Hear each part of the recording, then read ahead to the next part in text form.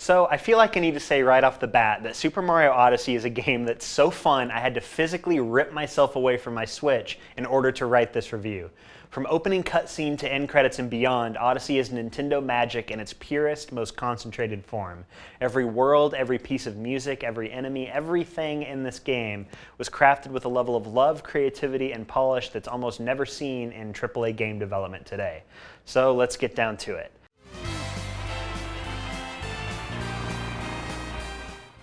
Bowser has once again done his thing and kidnapped Peach, but this time he plans to seal the deal and marry the princess in a forced wedding. Mario and his new pal Cappy must chase the Koopa King around the globe as he prepares for his royal engagement.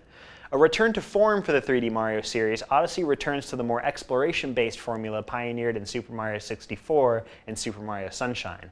However, unlike its predecessors, Odyssey fully and wholeheartedly commits to the idea of rewarding exploration. Instead of the mere 120 stars and shine sprites that can be found in 64 and Sunshine, Odyssey takes a page from Breath of the Wild's Korok seeds and jam-packs its 13 kingdoms to the brim with power moons, over 900 in all. That means that every inch of every level is worth exploring. Before playing the game, I was concerned that the addition of so many moons would cheapen their value, making them less enjoyable to collect. And while I think that concern does hold a bit of merit, I feel like the change was overall very beneficial to the flow of the game, as you're consistently encouraged to experiment and take risks in order to find every moon. Control-wise, this iteration of Mario feels better than ever. The perfect compromise between 64's momentum and Sunshine's snappiness, Odyssey's Mario is beautifully responsive. With the addition of Cappy, Mario can also throw his hat as a projectile that doubles as a platform to gain some extra height or distance as needed. This cap throw opens up some insane movement options for Mario, and experienced players can use a well-timed string of moves to pull off some spectacular platforming. Cappy also allows Mario to perform this game's main gimmick, the capture. By throwing Cappy on certain enemies and objects, Mario can take control of them. Each capture target controls differently, which could have been a complete disaster. However, nearly all the targets are perfectly responsive, and the transition between controlling Mario and controlling the target is always seamless. This capture mechanic is a very unique, very Nintendo way to diversify the gameplay without sacrificing control. Even on the Switch's limited hardware, Odyssey looks gorgeous. Every kingdom has a unique visual style, from the hilariously realistic New Donk City to the polygonal minimalism of Mount Volbono. When playing, I often find myself just wandering around, marveling at the scenery and taking in the atmosphere of each kingdom. It's not perfect, there are some crusty textures here and there, but overall I think the game is pretty darn gorgeous. Definitely the best looking Mario game to date. Alright, now that I'm done inflating Nintendo's ego, let's talk about the negatives. I feel that every game, even and especially the ones I love, have at least one thing that can be improved. Odyssey just so happens to have two.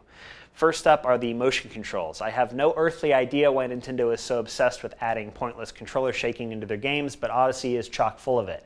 You can shake the controller in different directions to make Mario perform different special moves with Cappy, and most captures have additional shake controls as well. This isn't horribly egregious.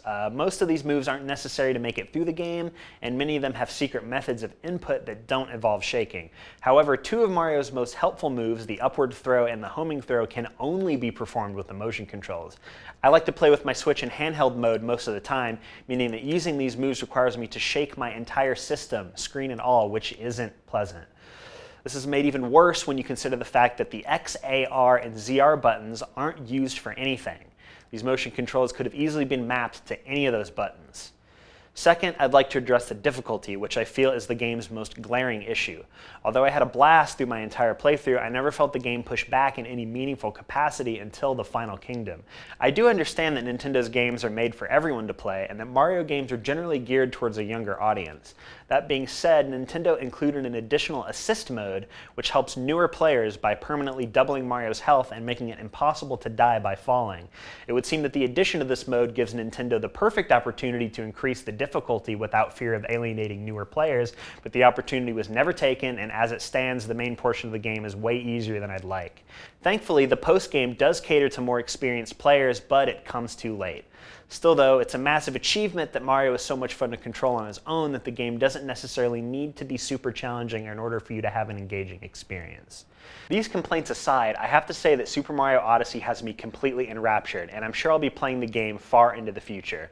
Although Nintendo is stubborn on their precious motion controls and low difficulty, there's no doubt that they're masters of their craft, and they've developed a game that'll be remembered for years to come.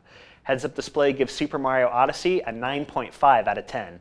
Now, I'm going to get back to playing.